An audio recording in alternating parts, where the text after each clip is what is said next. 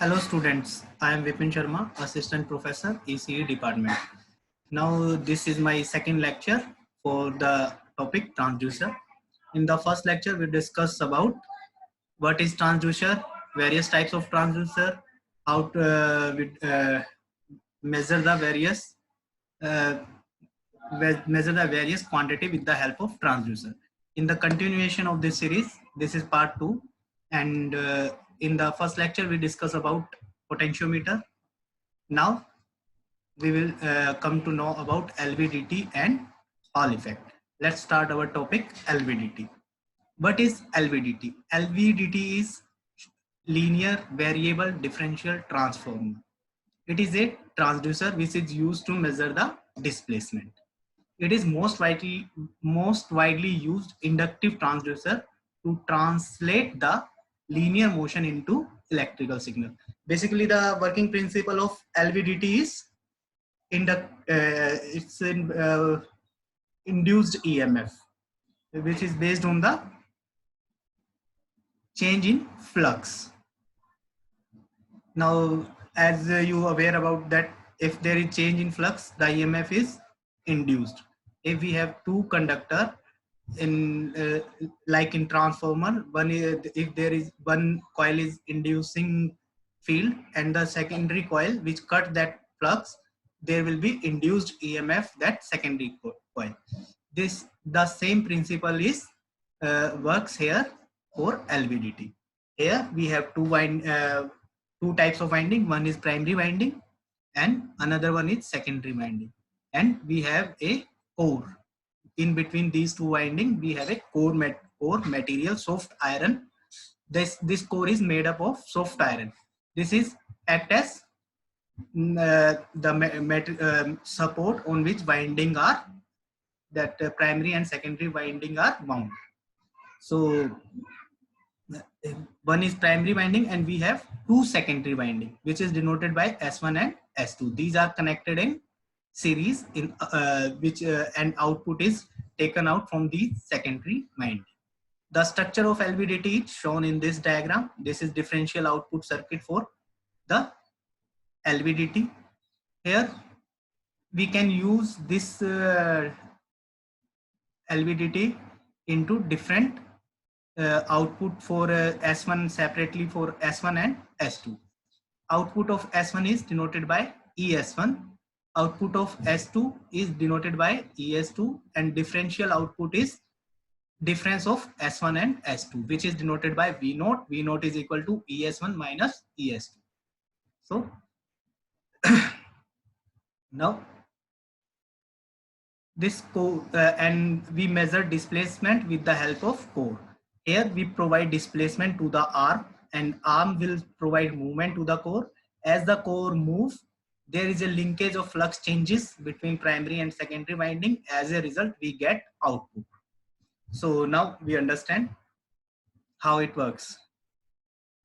If there is no displacement, displacement is denoted by X here. If X is 0, it means there is no displacement, and that it means core is at central position and the flux linked with secondary winding 1 and secondary winding 2 is same. As a result, the differential output is 0 because same voltage is developed in S1 and S2, but in opposite phase they will cancel out each other, and as a result we get output 0. Now here we provide some displacement. It means X is not equal to 0. We can provide displacement in the right direction or in the left direction. Core can move in both direction, left or right. If it will move to the right direction, let's suppose our core is moving in right direction, it means the secondary winding 1, there is change in flux will be change in flux. It means less flux will be linked with secondary winding 1. So there will be less voltage developed in S1 and more voltage will be developed in S2. So if core moves right, then ES2 will be greater than ES1, and as a result we get output as ES2 minus ES1. And if core is moving left, then there will be flux will affected in S2, there will be less flux linked with S2 coil, and S1 will be more. So as a result, ES1 will be greater than ES2 and V output will be equal to ES1 minus ES2. This is our working of this LVDT, how we measure displacement with the help of this LVDT. Displacement here, displacement is converted into voltage.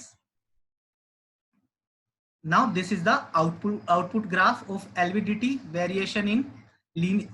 As we move left or right, then up to some portion our output will be in linear phase, and after that it will saturate. This graph shows the characteristics of LVDT in linear region and saturation region for both left and right movement.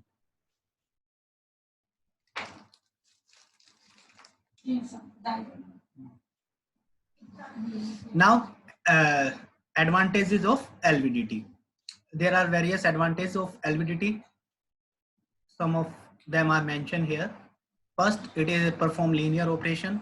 Second, there is no need of intermediate amplification device because air output is very high and we can easily measure the output. So there is no use of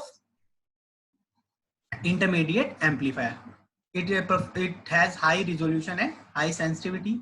There is no sliding contact like potentiometer here, so there is friction is less, and low power consumption, generally less than 1 watt, and there is low hysteresis. Now disadvantage of LVDT. The first and main disadvantage of LVDT is it is externally affected by the magnetic fields. If their stray magnetic field is present in the environment, then the result will be affected by this magnetic field. Second, output produces error if vibration is there. And second, the system works operate on AC signal. And application of LVDT used to measure displacement more accurate in millimeter range, and it can be used as primary or secondary transducer, both type of transducer. If we directly measure the displacement with the help of LVDT, then it is act as primary transducer. And if we measure the force, pressure, etc. with the help of LVDT, it will act as secondary transducer in the presence of primary transducer. Now this is all about our LVDT. Now our second is Hall pickup transducer. Basically, Hall pickup transducer works on the principle of Hall effect. If you remember that if a current carrying semiconductor is placed in a magnetic field, there will be a force. It will be a force on that conductor which will be act perpendicular to both magnetic and current. This is Hall effect. And with the Hall, basically Hall effect used to measure the type of semiconductor. With the help of Hall effect, we can measure the conductivity of the semiconductor and concentration of charge carrier, and this is basically used in semiconductor devices. But in semiconductor, it is used as transducer also. So now some basic idea about Hall pickup transducer. It is based on the principle of Hall effect. If a specimen, current carrying specimen, it may be semiconductor type, P type or N type, placed in magnetic field, a force is experienced by the charge carrier and a EMF is induced in upper and lower surface. Yani in the direction of force, there will be a EMF is induced. Not in the direction, in the plane of force. It may be direction may be opposite to force.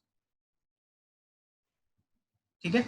Basically, if this is P type semiconductor, then charge carrier, yani majority charge carrier in holes, and P type semiconductor will act force will be downward, and all P type semiconductor will accumulate in lower surface. It will be positively charged and upper surface will be negatively charged.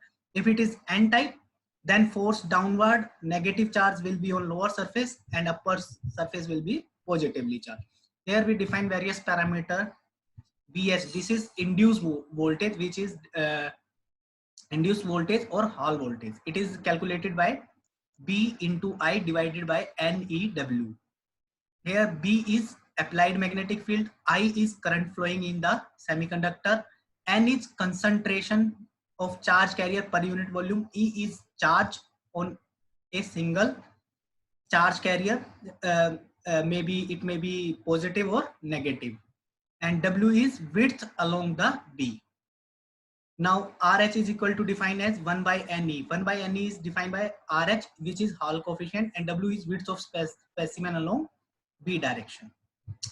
With the help of these parameters, we can measure the various quantity. Now application of Hall effect. Hall effect can be used as Gauss meter, because here Hall voltage is directly proportional to B, and Hall voltage is directly proportional to magnetic field multiplied by current. So it is multiplier of two signal.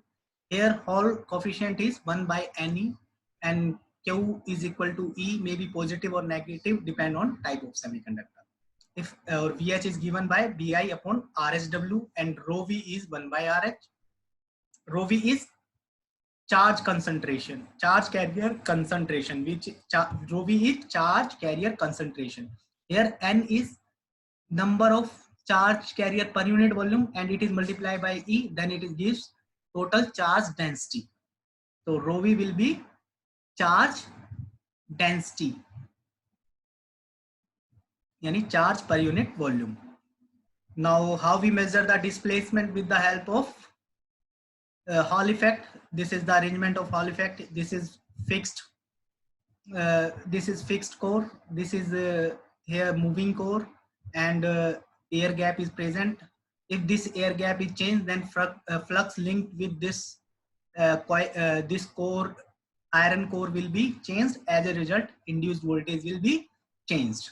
Dekho, here VH is directly proportional to B, and B is directly proportional to the B क्या है magnetic field, magnetic field क्या है flux, flux के proportional, और flux जो है वो air gap के इनवर्सली प्रोपोर्शनल है. इफ एयर गैप इंक्रीज तो फ्लक्स डिक्रीज, और air gap will decrease then flux will increase. तो एज ए रिजल्ट हमें इनवर्स ऑफ डिस्प्लेसमेंट हम इससे मेजर कर सकते हैं. So Hall effect principle, here I mentioned this, the principle of Hall effect in this here you can easily learn, and I have already mentioned to you what is the principle of Hall effect. If a current carrying conductor placed in a magnetic field, it experiences a electrical field which is perpendicular to both the direction of magnetic field and current. So hope both topic is clear to you, and in the next lecture we will discuss about the strain gauge, and till then, bye.